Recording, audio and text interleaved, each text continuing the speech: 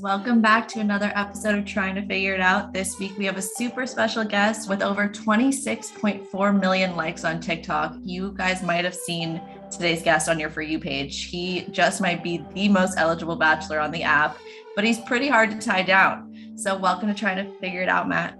Hey, thank you so much for having me. I'm excited to be on here and chat with you, Allie.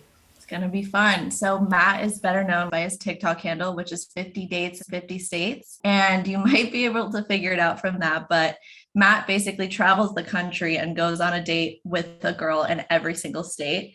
And you've actually done this twice now. So you finished your second round of 50 dates, 50 states just 2 weeks ago, right? Yep. Wrapped up my last and final date in season 2 in Alaska. So got 100 dates under my belt. That's amazing. I have not even been on one date. So I'm really excited to talk about this with you. Did you say you've never been on a date? Is that what you just said? I did say that, yeah. You've never been on a date? I have a boyfriend and I've had What? boyfriends, but I've never gone on just a first date or on a date with someone who wasn't my boyfriend, ever. But how'd you get to, didn't you have to go on a date to get your boyfriend? I guess maybe I'm untraditional, but I usually meet people and then we'll hang out at one of each other's places or watch a movie or something, but I've never actually gone on a dinner date or, a guy plans a date for me. I've never done that before. Gotcha. All right. Interesting. It would be very informative for me. I'm going to learn a lot in this episode. I love it. Hey, everybody starts somewhere. I like it. Exactly. So thank you for joining me today. And before we go any further, I just want to preface the rest of this episode by saying that Matt is a straight man and I am a straight woman. So the conversations that we're going to be having today around dating will center around heterosexual relationships. But that being said, if you're looking for conversations on non-heterosexual relationships, you can check out my episodes with Haley Jacobson, or you can go to her page and keep tuning into the amazing things that she's doing and learn more about dating as a bisexual woman, or there's tons more resources out there, but this episode will specifically be focusing on heterosexual relationships. Now back to you, Matt. You've traveled literally all over the US, which is impressive on its own. But then on top of that, what you're doing is you're actually going on dates in every single one of them, which I think is super cool. But let's start off on where you grew up and what life was like for you where you grew up. Yeah, so, well, thank you for the compliments on liking what I do and everything. But I grew up most of my life in Montana, and I've kind of moved around. I spent a little bit of my childhood in Colorado, Nebraska, and then moved to Montana. I've grown up in Montana most of my life and everything, but then I went to college in North Dakota, and then after graduating college in North Dakota, I was working for a baseball team. And the baseball team, I was the director of fun and community impact was my job title with the baseball team, which is a pretty bizarre job title, you could say. Nobody really hears about somebody being the director of fun, and so. I kind of thought you were joking. So. Oh no, yeah, that's literally what I handled all the entertainment on the field, off the field, and then that resulted in on-field games, in-crowd engagement, mascot skits, dances, throwing T-shirts in the crowd, just all that fun stuff. And I was in all kinds of different costumes and all that stuff. And so that's what I did right before I started 50 Dates, 50 States, and now I've been doing 50 Dates, 50 States full-time for about 2 seasons, 2 years, however you want to word it. So that's kind of a little bit of background on me. Yeah. So if you don't mind me asking, what was your parents' relationship like when you were growing up? So my parents, they've been together for now, oh man, I don't want to butcher it. I should know this, but I think it's I think a little over 30 years. Wow. And so they're together, and my family, their relationship, my mom and dad, it's very, very old fashioned, for sure. It's actually kind of humorous for me when I come home, because of how the world's evolving and things like that in different roles. My mom and dad are just so old school. So my dad, he's a farmer and rancher, and he goes out and does all the work, and then he comes home and he's like, all right, honey, what's for supper? And she's just like, okay, what would you like, honey? And she cooks away and cleans, and it's just the roles are so defined between them. But yeah, kind of grew up in that kind of a household. That's awesome. So I'm sure that relationship has affected you. And do you think you want to get married and have kids one day and do that whole traditional way of living? I guess for me, I like being single. I do. And I definitely want to like explore my options because I don't want to settle or anything. But yeah, I think it's definitely like I always have it in the back of my head. Like I want to have a really powerful relationship like they do. Yeah, well, you're definitely exploring your options. That's for sure. It's fair. It's fair. Yeah. So you went to college in North Dakota. What was your dating experience like in college? I really didn't have much of a dating resume in college, that's for sure. I like didn't go on. I think I all through college I might have went on like 2 dates. Like I was not big into the dating scene. I was more just like hanging out with friends. And if me and a girl ever, were attracted to each other, it was more like, oh, we would just hang out with friend groups. This is kind of what I was getting at when I said I've never been on a real date. Like, Okay. those are my dates, like hangouts. Okay. What did you do the first few years after graduating? So right after graduating is when I started working for the baseball team. That was my job right out of college, and everything, handling entertainment. And then while I was working for them, we were all working from home when the pandemic hit and COVID happened, and that's when I decided I'd start 50 Dates, 50 States. I hopped on Tinder, said you could place your location anywhere in the U.S. for free, and I was like, oh, that's interesting. And so I started putting my location in New York and LA and Miami and Dallas, like all these areas, trying to get matches with some honeys that, and once I started getting matches, if anything, it was just a confidence booster because I couldn't ask them to go grab drinks or dinner or anything. And so I was like, well, Zoom's on the rise and everything's turning virtual. What if I went on a virtual date with a girl in each state? So season one, I consider the virtual dates, and then I went to go visit all those virtual dates in person. And so I kind of put both those together as season one since it was the same dates. And then season two was just strictly in person, completely new dates. Gotcha. I want to know more about how you came up with this idea at such a time where it was almost impossible to do what you were trying to do, and you did it. You came up with that idea in that time. So tell me a little bit more about how you came up with the concept, like what really sparked it in you, and how you decided to do it in a time where traveling was and restaurants and bars and all of that was really not an option for you. Yeah, so I think for me, a lot of the inspiration, the idea kickstarted when I saw that notification on Tinder and was kind of putting the puzzle together in my own mind. But I also just wanted to, everybody was locked inside. No one knew what COVID was. Like we all remember, we were just like stuck inside. We're like, what is going on? And we're freaking out. We see stuff. And the news was like everything on TV and on social media, like, everything was just like so negative. It was like, oh, people getting sick and how many cases and how many deaths and then politics and just all this stuff. And I was like, man, like it just, I wanted to take people's attention and turn it away from that. And I wanted them to look at something that like, oh, like look what this kid's doing during quarantine, or look what this project he's doing. Wow, that's cool, and shift their attention away from that. And so that was kind of my inspiration I was kind of challenging myself like, hey, like let's get the attention off of that and onto what I'm doing in this fun little project. And so that was kind of the root of it. And then I was contacted by a group of producers in LA, and they saw me doing when I was on my virtual dates, and they said that they, thought about making it into a reality TV show type thing. Yeah. And I guess that really opened up my eyes when I got on a meeting with them and talked to them about stuff, and things didn't work out with them. But I guess in my head, when things didn't work out with them, I was like, you know what, I'm going to do my own thing, and I'm going to get my truck wrapped, and I'm going to travel and hit the road. For sure. So tell me a little bit about how you planned out going on these dates. Did you kind of just take it week by week or day by day, or did you start to like map out which state you were going to go to next? How did that work? So it's super funny. When I did the dates virtually, I laugh so hard about this thinking about it now. But literally, I would go on like 3 or 4 virtual dates a night, which was just hilarious. Like it would literally be like I'd be talking to a girl from like Iowa, and then I'd be like, "Hey, I had a great time, but I actually have to go. I have another date with a girl from North Carolina." Would you say that? Be like, "Oh yeah, yeah." Because they knew what it was. Like I told them what I was doing, and so like they were just like, oh, okay, well, like great talking to you. And I'd be like, all right, see ya. And then I just like literally hop on a next call to like the next state or whatever. And so virtual dates was all was happening so much. But But when it comes to traveling, when I was like planning my route, I was basically just trying to think of what was the most efficient.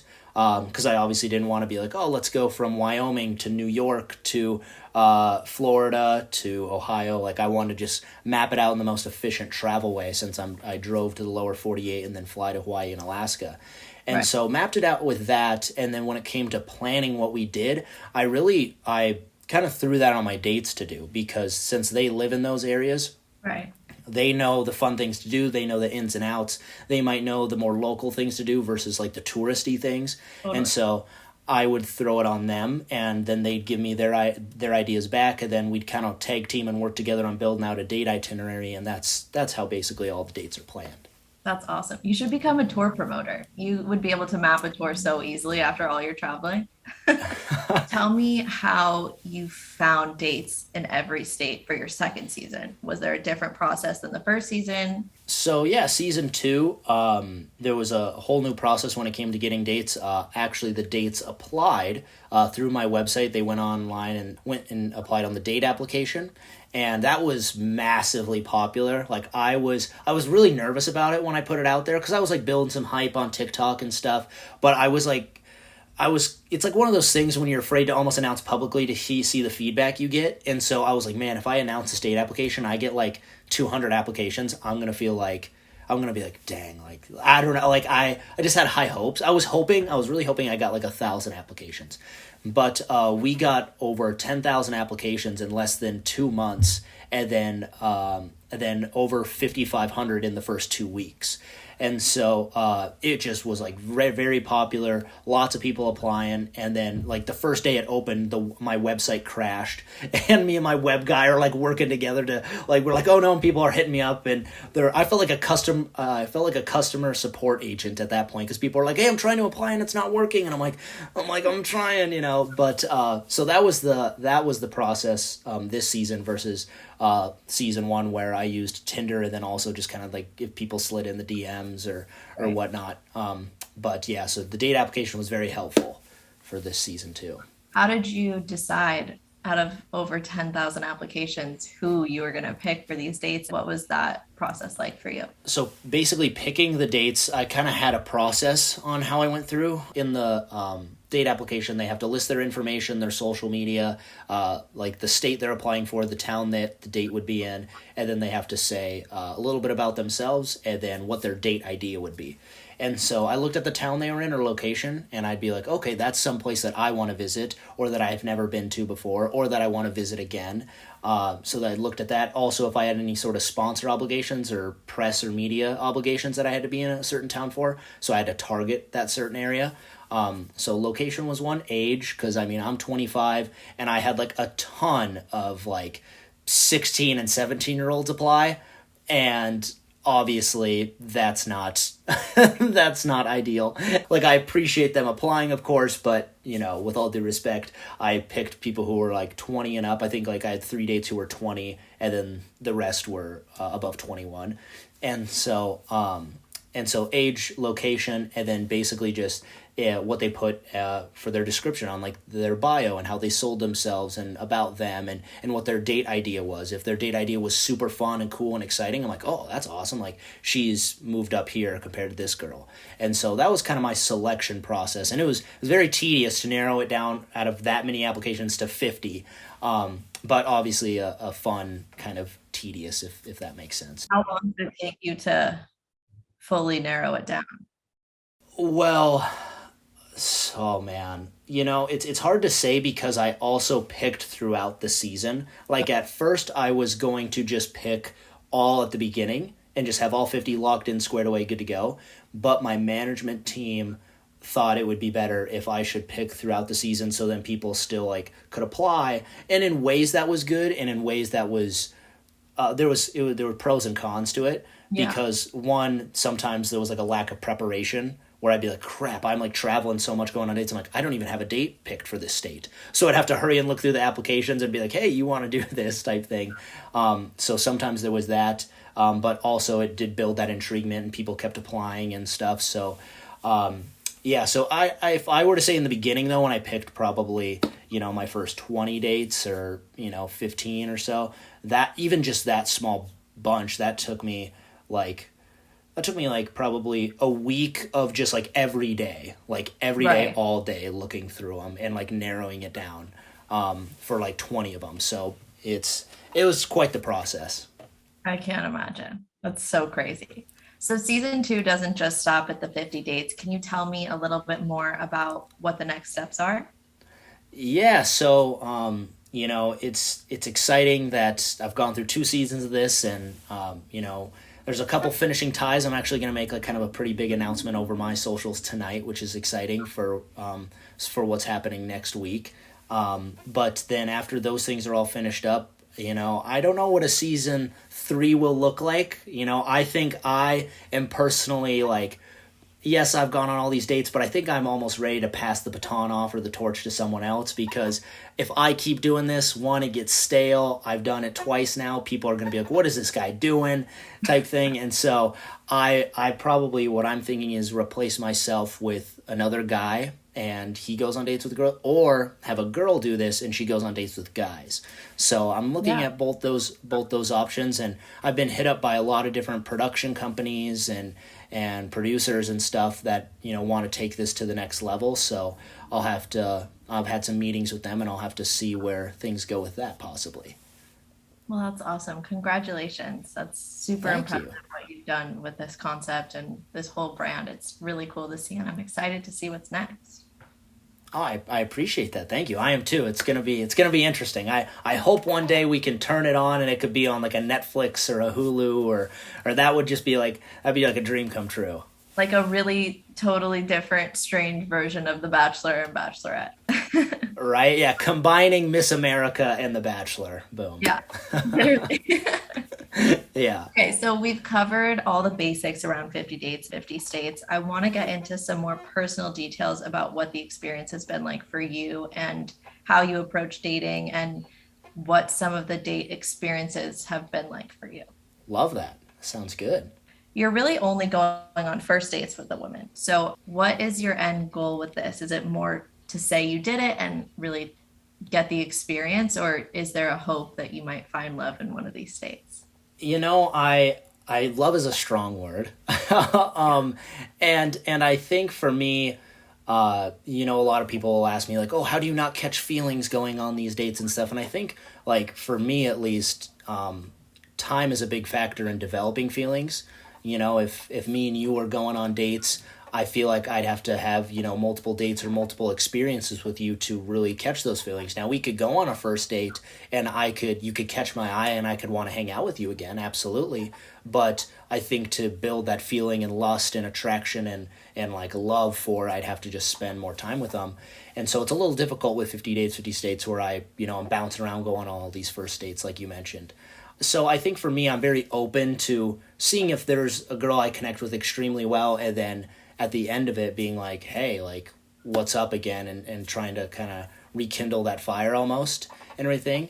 And season 2 is a little different because there is a winner at the end. So I'm going to pick the date who I connected with most, and me and her will go to Puerto Rico for 4 nights. And so that's like, gonna hold some weight, and sparks might fly and whatnot. And so I think for me, I always prioritize the brand, and I just want to make sure that, because I know as soon as I get into a relationship, I'm gonna be a simp.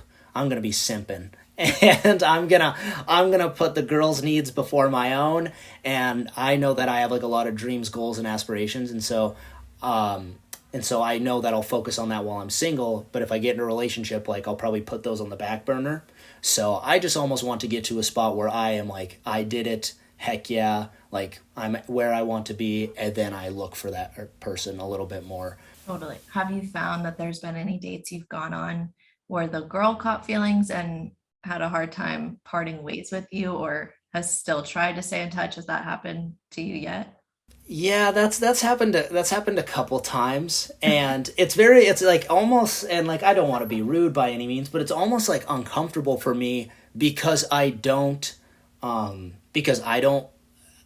trained my brain. I go on these dates, like, I might have a good time, might connect really well, and we can talk or snap or whatever here and there, but like, they know what they signed up for, and we're going on a date and everything. And so, yeah, some dates, yeah, they've put their feelings out there, and and and for me, I try to be as respectful as I can to that, because I never want to lead anybody on and give anybody like false hope, and two, I don't want to ever be like rude and just like be like gross or no, I don't feel the same or whatever. I want to just be like, hey, like, yeah, I appreciate that, but I'm building this, or I have a mission to accomplish type thing. I had a great time with you, but we'll have to see how the road goes. But I think it's a little different because the girls know what they're getting themselves into. So I do seldomly see that.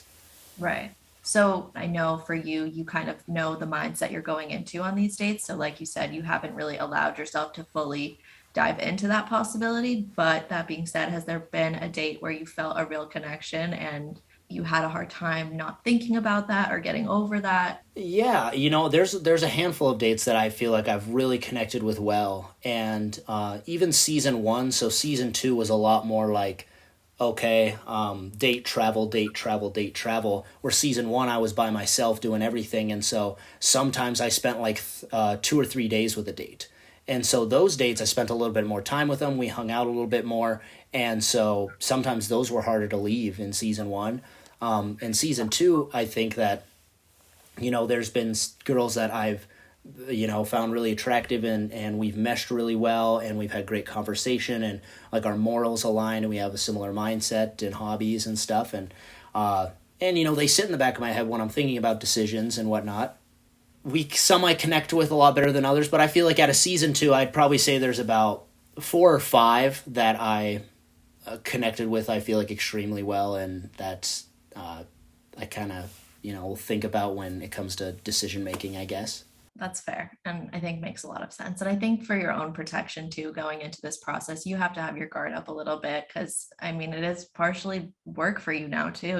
When you first did it, it was for fun. And now it's become a brand and it's become work for you. And so you also have to protect yourself and protect your business. So I totally do understand that. Yeah, no, that's a good point, and that's one thing, especially as I've seen 50 Dates evolve since when I started it to where I am now and going through season two. Season two was very interesting because sometimes you don't know the girl's intentions of when she applied. Is she doing this for clout? Is she doing this for more followers? Is she doing this to, my cameraman John, who followed me around throughout the whole series? He after the date, sometimes when we're heading to the next date, he'd be like, hey, I think she liked the camera more than you. And so you can never tell what their intentions are. Do they really want to go on a date with me? Do they just want more clout and followers, like whatever that is? So it's weird to try and figure that out.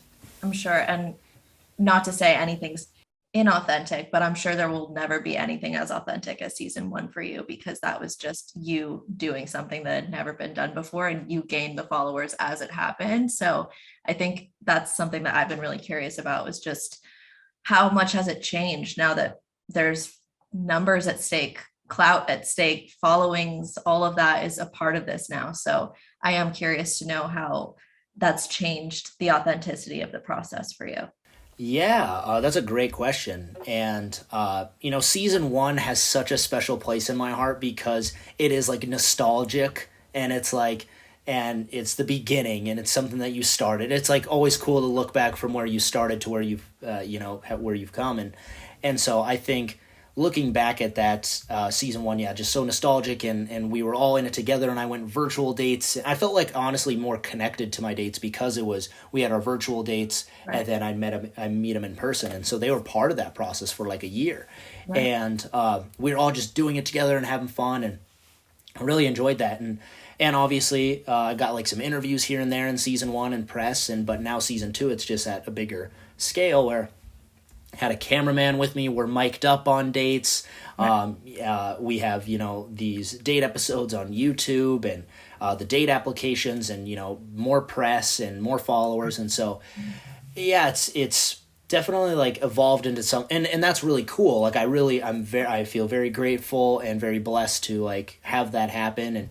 And it's a cool feeling. And especially one thing that I find really rewarding, I think, especially about season two that I like compared to season one is it's very rewarding and fulfilling to me to pick a girl out of the applications, and she's like, oh my gosh, like I never would have thought I got picked, like this is crazy, or like I just screamed out loud or whatever, like and because to me I don't really think of it as like I'm like I mean I'm nobody, like I'm just a guy doing dates in states, but some people they treat you differently when you have a certain following or you have a brand, and so like these dates, if I pick them, they're just super excited, and that makes me feel good though. Yeah. That they're like, oh, I get to be part of this and like go on this date and have fun and hopefully show them a good time in my college town or hometown or whatever it may be. So I think I've just got more fulfilled as it's gone on, and there's just really cool opportunities that have been presented through it. Or people when I'm out eating with friends and stuff, like people come up and they're like, you're the 50 Dates 50 States guy, and my friends like love it. They're just like, oh, our celebrity friend. I'm like, stop, but like it's just like super. I love like that's just a cool feeling because it makes me feel like I have outreach and impact. Yeah. So you're the director of fun. Yeah. Fun now. You're still doing it. Absolutely. Yeah. Just in the dating world, Yeah, you took that role and you made it your own. I really did. Yeah. Okay, so I have a quick question that you might not be able to answer, but I would love to know. Have there been any like really bad dates or any horror stories from the experience for you?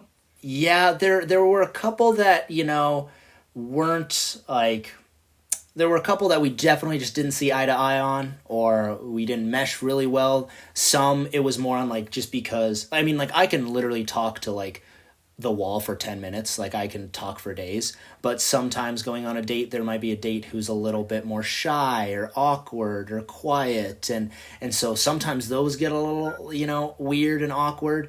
And then there's been some where she has like a really bad attitude, and I'm more of like an uplifting positive person where she had more of like a negative bad attitude energy to her, and that just like didn't really rub me the right way. But there was never that I were like a crash and burn, or like I had to crawl out of the bathroom window out of the restaurant, or anything like that. Like all of them were, honestly, I like to say I'm pretty lucky, and went on dates with great gals across the U.S. And but yeah, some just definitely you could tell after the date it's like, all right, well that was good, see ya, and we're not gonna ever talk again type thing. So, but that's just the nature of the beast, but nothing too brutal. Right. Do you date outside of the 50 dates at all? I've gone on a handful of dates outside of the 50 dates, whether that be like when I'm off the road or when I've been on the road. I've gone on a couple of things, what I like to call hidden dates. And like if I have extra time in a place and, I connect with a girl, whether it's like through the DMs or whatever, sometimes go meet up and because I love meeting people too. I love meeting people. And I also like, this is going to sound super probably like, douchey of me, but I promise I'm not. But like, I really like taking girls out on dates. Like it's like fun to me because if I can like treat a girl on a date and like have her smile and like she feels treated, that's just like cool to me. I mean, you could go out to dinner and we can go play mini golf and have some laughs, and at the end of the day, even if we don't connect, you had a good time and you're like, he was a nice kid, like not for me but nice kid and I had fun. Like that's still cool to me. I'm sorry. If you think that that's douchey of you, that's not douchey at all. That's really nice. Okay. That's what I hope the response is, and I appreciate that, but it just sounds weird when I'm like, oh, it's a hobby to date women. Like I don't want say it like that. Okay. Yeah, that's fair. I just like don't want people to be like, oh, this guy just likes taking out girls. And so but so that's a fun thing to me. And so, but yeah, I do go on dates outside of it. Sometimes it's a little interesting if I meet a girl outside of 50 dates, 50 states, and I want to go on a date. Sometimes it's difficult to like have the conversation off of 50 dates, 50 states, because 50 days, 50 states, obviously a ton of questions can be asked. I understand that. Right. But going on a date, sometime I want to get to know them and talk about them. But when I obviously pick them up in the car and they're asking, or if they ask what I do, or they're like, it just gets brought up. And then sometimes it's just, I feel like it's always about 50 dates, 50 states, where I'm like, no, like, let's talk about something else. Yeah. No, I can see that getting difficult after a while too, especially as your following grows. I'm sure that can be hard to dodge at times. Yeah. So if you're comfortable with this, we're wrap up this section of the episode with two hot takes about 50 dates, 50 states that I Okay. want to give you a chance to respond to. All right. All right. So, first hot take, going on this many dates with so many girls kind of makes you a player. What is your response to that? I think for people who say that, I think, that's just that's the brand. Like, that's I feel like it'd be worse if I was doing this and there was no brand tied to it. Like, if I was just Matthew Wurnig traveling around and I'm like, oh, date here, date here, date here. And like, there wasn't like a centerpiece around it or a brand, like The Bachelor, the premise, people go on, Right. there's 20 girls trying to get this one guy, then there's 20 guys trying to get this one girl type thing. Like, it's just that's part of the show. And so that's what makes the wheels go around. So that, I guess that would be my rebuttal, I would say. No, I get that. Second hot take. I'm sure you get this one all the time. You have a type. Oh, here we go. Oh, here we go. Yeah, so this one. So the type argument, oh yeah, I get heat for this left and right. Do I have a type? And oh, he's got a preference. And I think it's so odd that people like dog on me for who I find attractive or who I want to go on a date with. And then two, literally every single person, and I don't care who you are, every single person has a type or a preference. And that could be, I mean, boil it down to height. People are like, oh, girls like guys who are taller, guys like girls who are shorter. Normally, not all the time, but like, so that's a preference. There's a preference in height, in background. Are they driven? Are they funny? Do they make a lot of money? Like, so there's all that. There's the physical attraction, right? Some people look at the smile, the eyes, the background, ethnicity, race, whatever it may be. Like, there's so many different factors that play into it. For me, like, I guess when it comes to having a type, I just want to make sure that I'm like, one, I'm attracted to them, and two, like, they can carry a conversation. They're outgoing, they're driven, they're like charismatic, they're caring. Like, there's so many little things, but I think what the problem is, everybody sees my TikToks and they go, oh, there's a white blonde girl. And then they're like, he has a type because 30 of his dates, are blondes or white blondes. But I think another factor also is that I pick out of the girls who apply. And so, like, if I don't have all these different ethnicities, background, races, whatever it may be, apply, like, I don't have a book of every girl in every state and I go, all right, I'm picking you. Like, I just pick from who applies. Right. And so, but I do think, I think it would be a lie to say that I don't have a type, because I definitely think I do have like a type or preference, but I think everybody does. Type of thing, whether they want to admit it or not. But like, I wish I had more of like when it comes to just more on the diverse background, I wish I had more of a diverse pool that applied for me to pick from. That's for sure. I think it could be interesting, maybe down the line, something that could make the next season unique, or seasons down the line, like kind of like the show The Voice, where you don't know what the person looks like, but you get the background, you hear their voice. So maybe in future application cycles, you could do something where, maybe you're not even involved in the final say. It's like your producers who know you best, or the people that are on your team that know what you like in terms of personality. And then in terms of what they look like, it's just as much of a surprise for you as it is for the girls, Yeah, that's interesting. Like, some blind dates. Yeah. So now for the next section of this episode, we are going to do some rapid fire questions. And the first section of that is going to be first date tips. I'm sure you have more than most people on this. Oh, hit me with it. Okay. Who, in your opinion, should pay on the first date? The guy, always. What are your thoughts on kissing or sleeping together on a first date? Oh, here we go. I don't think there's anything wrong with a goodnight kiss, or, whatever, if you're going all the way. But I think that the guy especially has to just be so self-aware and read the room. If she's not into you, if she's not feeling it, do not try and give her a kiss. Do not try anything. Yeah. If, the vibe's right and everything, yeah, be confident in everything. But I don't know. Like, I guess everybody has their own things, but either kiss, hook up, do your thing, just, whatever you want. Fair. What are your three most important things to making a first date good? Communication just throughout the whole process. That's a huge one. Like expectations. Do not set any expectations going into a date. And just go in with a mindset of, well, I hope we have fun.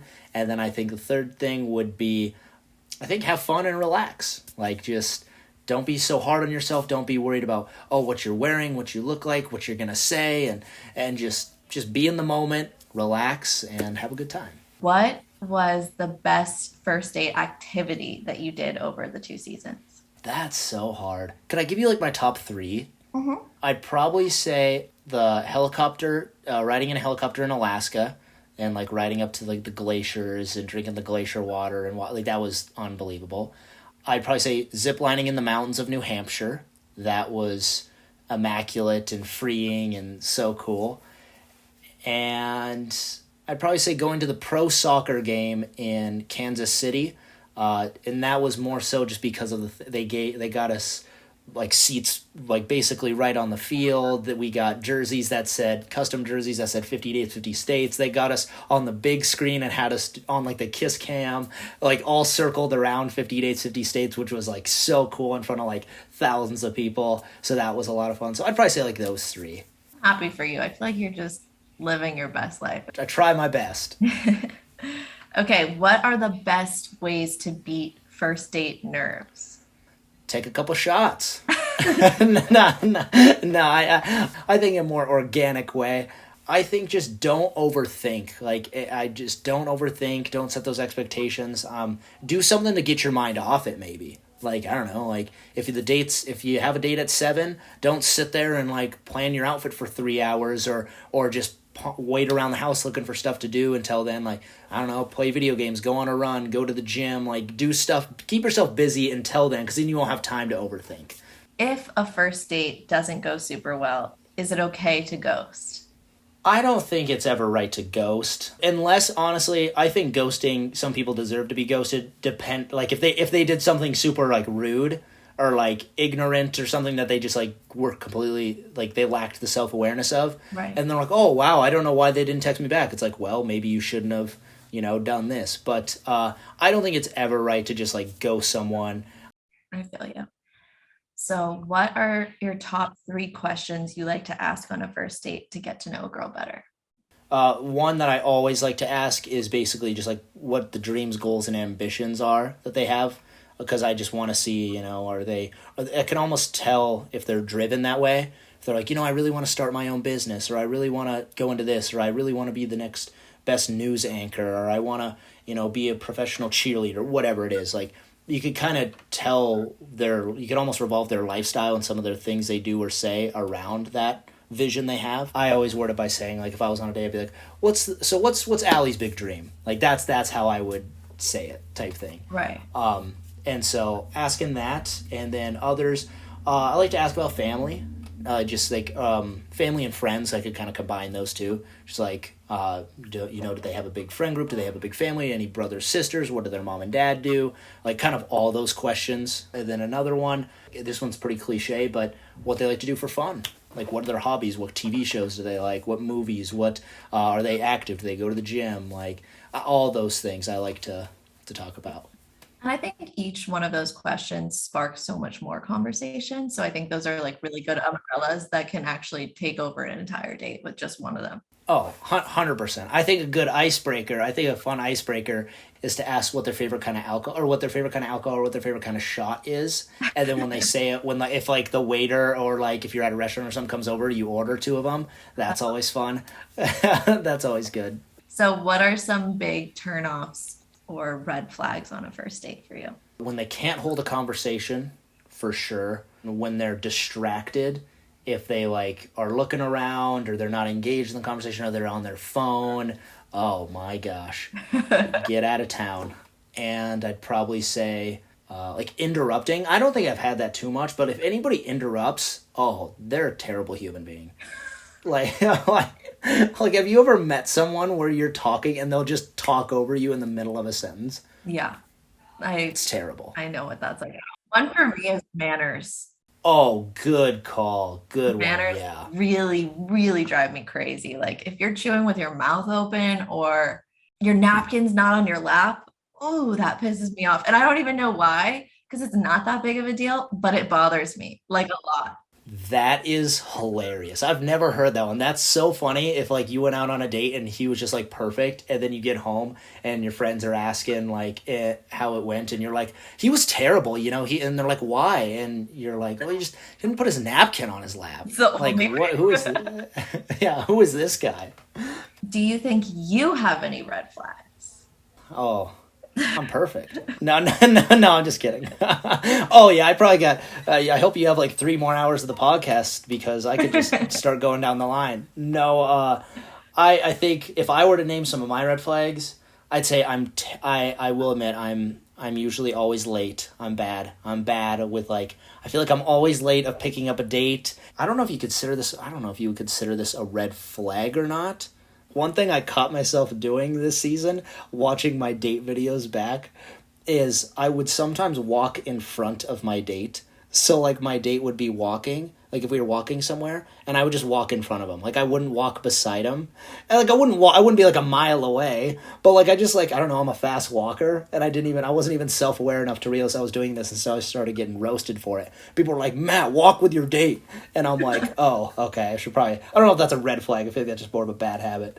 And then if I were to give another, I'm trying to think, like, some people I feel like would think I have, like, commitment issues because I just, like, have been single so long and I just, like, I, go on all these dates and stuff, but I really don't have commitment issues. I just have different priorities. So I'd probably say those little handful of things.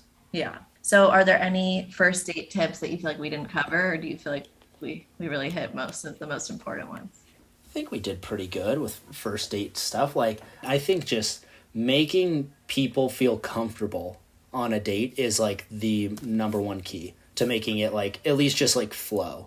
Like if the date's comfortable, if I'm comfortable, like sweet. Like there shouldn't be any bumps in the road then if we're all just comfortable and we're having fun. So yeah, just that's the key. For sure. Okay.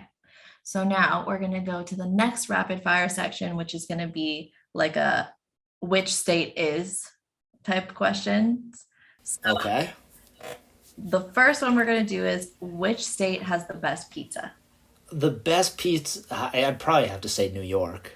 Okay, good. I'm glad you said that. I was a little scared for a second. I'm from New York originally, so Okay, gotcha. All right, yeah, New York. Oh my gosh, I had some great pizza there. that's a biased answer for me. Okay, which state has the best beer? I'd probably say either Alaska or California. The Cali Creamin' beer. Oh, that is money. That is good. Okay, I'm gonna try it. Which state has the best barbecue? Kansas City, Missouri. Which state has the most aggressive drivers? Chicago, Illinois, and Chicago. Well, I don't know. New York though, like the taxis, it's just a different breed in New York. Like that, like they will just swerve into you, expecting you to get over. I'm going New York, just solely for the city. Which state has the most beautiful mountains? Montana. Bias. Shout It's bias. out. Which state has the worst traffic? New York. Which state do you want to go back and visit? Hawaii. Oh, it's the best. Which state has the most friendly people?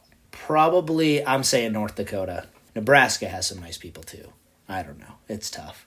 Which state has the best nightlife? I'd probably say Nashville Vegas is awesome. Okay, so last one. Besides Montana and North Dakota, which state could you see yourself living in? Arizona. I think I eventually want to live in like the Phoenix area. My favorite part of the U.S. is that triangle where there's like Phoenix, Vegas, and LA. Yeah. And it's just all right there. Like I think there's so much fun things going on. Those are all lively areas. That's a good answer. I feel like I'm just never going to leave LA at this point. I don't know. Do you really like LA? I love it here, but I feel like that's not even necessarily because of the place or the culture or the people. It's more like growing up in New York, I never thought I would be able to move this far away from home by myself and like not know anyone and make a life for myself. And here I am 6 years later, and I still am the only family member who lives out here. And like, I've made this whole place for myself, you know? That's awesome. Well, good for you. That's super cool. Thanks. Okay. So something I do in all my episodes is called Al Piece 3. I do it at the end of each episode. It's my way of bringing music into the podcast because I love music more than anything, and it's something I'm super passionate about.